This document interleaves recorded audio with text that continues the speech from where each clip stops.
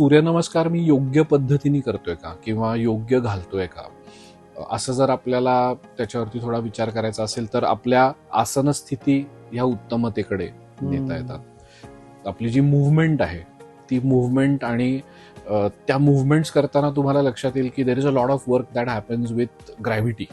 म्हणजे you are working a lot with gravity. Push आणि pull ह्याच्यासारख्या forces बरोबर काम करणं हे त्या विन्यासाचा भाग आहे.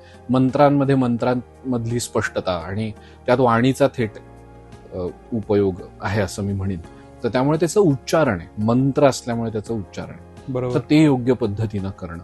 आणि या सगळ्या बरोबरीने सूर्यनमस्कार घालत असताना मनामध्ये अनेक प्रकारचे विचार बऱ्याच वेळेला सुरुवातीच्या प्रॅक्टिस फेजमध्ये येतात, पण पूर्ण ध्यान केंद्रित करून त्या पद्धतीनं नमस्कार घालणं, त्यामुळे त्याच्यात भरपूर काम आहे आणि उत्तमतेला वाव आहे असं मला वाटतं. त्यामुळे नमस्कार चुकीचे आणि बरोबर ह्यापेक्षा सूर्यनमस्कार मी आता एका पद्धतीनं घालतोय आणि आता ते आणखीन मला त्यावरती काम करत जायचंय, त्यामुळे ते थोडंसं अनएंडिंग असा विषय मला वाटतो. त्यामुळे सूर्यनमस्कार हा साधना मार्ग आहे.